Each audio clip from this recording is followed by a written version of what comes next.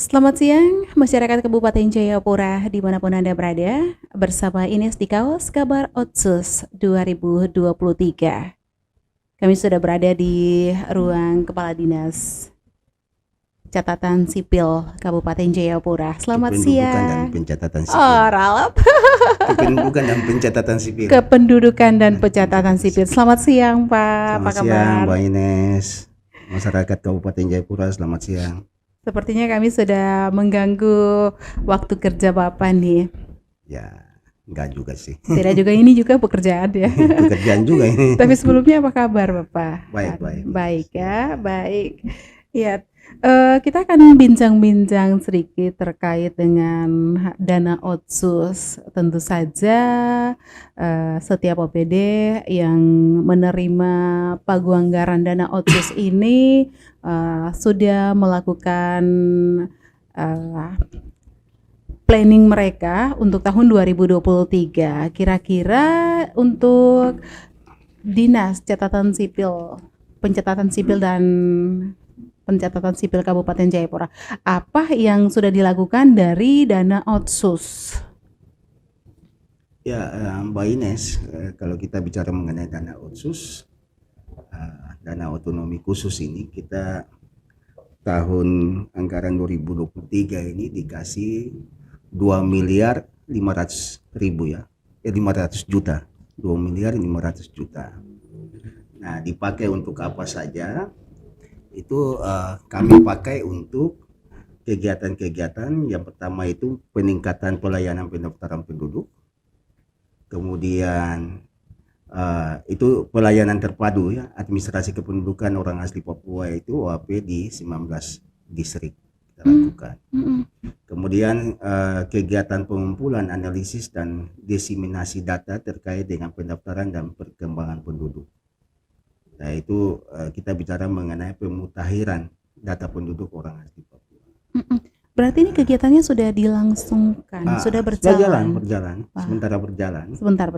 Ya, jadi kemudian kegiatan pengadaan dokumen kependudukan selain dari belangko KTPL ya, formulir dan buku terkait pendaftaran penduduk sesuai dengan kebutuhan. Jadi kalau yang belangko KTPL itu kan sudah disediakan oleh Dirjen, kita tinggal mengambil saja ya. Kemudian yang kita adakan itu ribon KTPL, ribon itu tinta untuk pencetakan. Kemudian ribon untuk KIA, kartu identitas anak. Kemudian kepingan KIA, kartu identitas anak, dan cleaning kit, masalah-masalah teknis ya.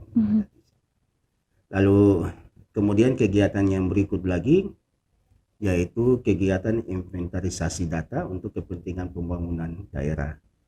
Ya, jadi kita penyusunan data terpilah orang asli Papua.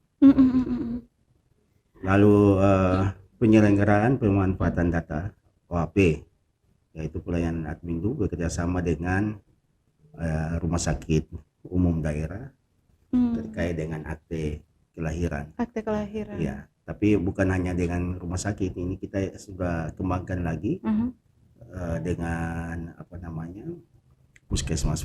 Dengan puskesmas. Ya, tahun ini kita harus bisa jalan begitu. Iya, baik. Kalau tahun-tahun lalu kita sudah jalan tapi hanya dengan WhatsApp. Kita WhatsApp dari, tapi tahun ini kita bikin aplikasinya. Oh, sudah ada aplikasi. Tantangan penyerapan dana otsus yang diterima ini mencapai berapa persen? Ya, dari 2 miliar 500 juta itu sampai dengan saat ini realisasinya baru 711 juta 332.991 rupiah. Nah, kalau kita presentasikan itu masih kecil ya, baru sekitar 28%, 28,45%. Masih ada sisa anggaran 1 miliar 788.667 juta 9 rupiah ya, 667.009 rupiah. Jadi masih 1 M lebih. Mm-mm. Nah, tapi itu kita masih belum menjangkau semua distrik. Ini kita masih jalan terus. Jadi dari 700 lebih juta ini untuk berapa wilayah yang sudah dilakukan kegiatan? Apakah sudah Wilayah mencapai yang 19 ya distrik? kemarin di Airu, Mhm. Oh, kemudian di pesisir pantai ada Demta, kita Yokari, ada beberapa titik lagi yang kita sudah selesaikan, tapi ya masih permintaan masih jalan terus, jadi kita masih iya. ya. Jadi ini kan sebenarnya kenapa penyerapannya agak tersendat-sendat. Mhm. Ini dikarenakan bahwa kemarin kan dana otsus baru bisa kita pakai itu 2 bulan lalu kalau tidak salah itu. Masih ini ya. Jadi selama ini kita jalan itu dengan talangan. Gitu.